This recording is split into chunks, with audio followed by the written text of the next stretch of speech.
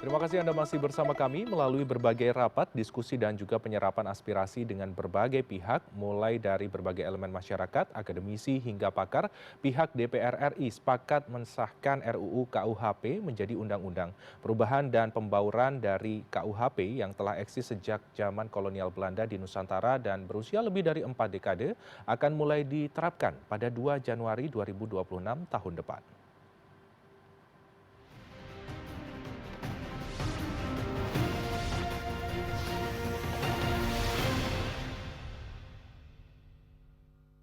Tibalah saatnya kami minta persetujuan fraksi-fraksi terhadap rancangan undang-undang tentang Kitab Undang-Undang Hukum Acara Pidana.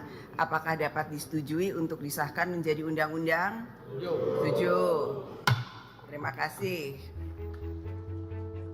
Melalui rapat paripurna ke-8 masa persidangan 2 tahun sidang 2025-2026 pada Selasa 18 Desember 2025 lalu, Dewan Perwakilan Rakyat DPR RI resmi mengesahkan rancangan undang-undang tentang Kitab Undang-Undang Hukum Acara Pidana (RKUHP) menjadi undang-undang. Melibatkan banyak pihak dari berbagai elemen masyarakat, butuh waktu panjang selama 44 tahun untuk melakukan pembaruan agar isinya lebih menyesuaikan kebutuhan zaman. Pembaruan KUHP dinilai sebagai tonggak sejarah pada hukum pidana nasional. KUHP lama merupakan warisan kolonial yang dalam bahasa Belanda disebut sebagai Wetboek van Strafvordering, telah berlaku lebih dari 1 abad tanpa perubahan fundamental terhadap nilai-nilai hukum yang hidup dalam masyarakat Indonesia. Pihak DPR RI mengatakan pembaruan tersebut membawa hukum acara pidana lebih relevan dengan dinamika sosial, perkembangan teknologi, dan kebutuhan penegakan hukum saat ini.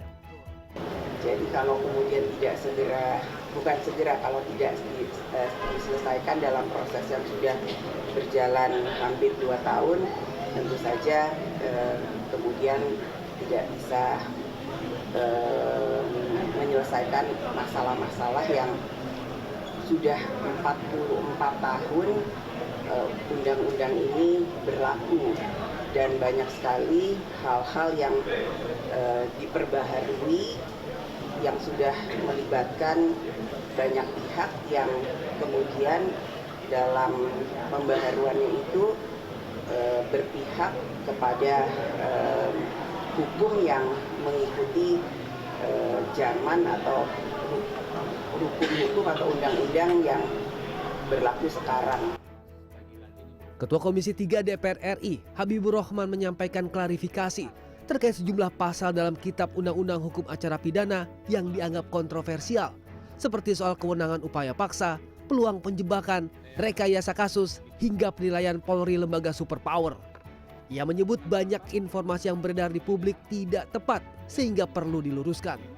Hoaks yang paling ramai di media sosial adalah narasi yang menyebut bahwa polisi dapat melakukan penyadapan tanpa izin pengadilan. Ada pula RUU KUHP mengizinkan kepolisian merekam dan mengakses perangkat digital seseorang tanpa batas.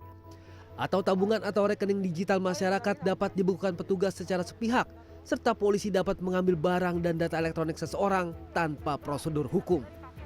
Dalam KUHP yang lama, tindakan yang dimungkinkan dilakukan pada tahap penyelidikan sangat terbatas, sama sekali tidak diperbolehkan menahan. Pernyataan tersebut tidak benar. Penangkapan, penahanan, penggeledahan, dan penyitaan dalam pasal 5 dilakukan bukan dalam tahap penyelidikan, namun dalam tahap penyidikan. Hal ini diatur untuk mengatasi keterbatasan jumlah penyidik. Memang yang bisa menangkap itu penyelidik boleh menangkap, tapi bukan dalam tahapan penyelidikan, tahapan penyidikan, ya. Dan itu atas perintah dari penyidik. Ketua DPR RI Puan Maharani juga meminta agar masyarakat tak mudah termakan informasi palsu terkait Undang-Undang KUHP yang mengalami pembaruan. Tadi penjelasan dari Ketua Komisi 3 saya rasa cukup bisa dipahami dan dimengerti sekali.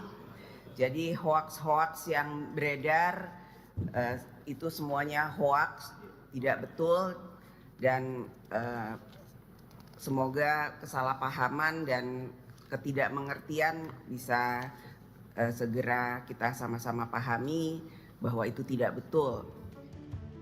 Sejumlah aturan baru dalam KUHP yang telah disahkan DPR antara lain Dalam KUHP lama, kekuasaan aparat penegak hukum terlalu kuat, sedangkan pada KUHP baru hak warga negara diperkuat. KUHP baru disebutkan mengakomodir kelompok rentan, diantaranya penyandang disabilitas, hak perempuan dan hak lanjut usia.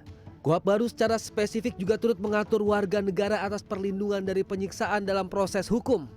KUHP baru juga mengatur terkait mekanisme penahanan yang lebih subjektif dengan 8 syarat penahanan. Melalui KUHP yang baru, ada yang disebut dengan restoratif justice, berisi nilai-nilai luhur yang baru diatur secara tegas di KUHP terbaru, termasuk membahas mengenai penguatan dan perlindungan hak korban, kompensasi, restitusi, dan rehabilitasi. Rata-rata warga yang memahami isi perubahan KUHP memberikan respons positif dan mendukung untuk diterapkan. Ya tentunya kan KUHP yang baru harus berlandaskan Undang-Undang 1945 ya, tidak modern lagi lah karena itu kan masih zaman Belanda aja sih. Kalau menurut saya KUHP yang lama tuh cenderung bersifat retributif atau balas dendam. Kalau yang sekarang itu KUHP-nya itu lebih kepada bersifat orientasinya pada restoratif dan rehabilitatif. Karena menurut aku KUHP yang lama ini udah dari zaman dulu banget, dari zaman kolonial, dan banyak ketentuan-ketentuan yang udah melewati perkembangan zaman gitu. KUHP yang lama itu memang butuh perubahan karena udah nggak sesuai lagi sama perkembangan zaman dan nilai-nilai Pancasila. Jadi apalagi kan kondisi sosial ekonomi kita juga udah beda. Sebagai masyarakat saya percaya kalau perubahan dan juga penyesuaian ini perubahannya untuk kebaikan dan keadilan kembali ke masyarakat juga nantinya. Perubahan dan pembaruan dari KUHP yang telah disahkan DPR disebut bukan sekadar kebutuhan, tetapi dinilai sebagai suatu keharusan agar terjadi keseimbangan keadilan dalam sistem peradilan pidana di Indonesia. Dengan semangat menerapkan hukum yang adil, semua pihak berharap dari perubahan tersebut telah mempertimbangkan perkembangan hukum, kebutuhan masyarakat, dan harmonisasi dalam praktik peradilan yang menjamin bahwa hukum acara pidana tidak hanya menjadi alat kepastian hukum, namun juga sarana keadilan yang lebih manusiawi, modern, dan responsif terhadap tantangan zaman.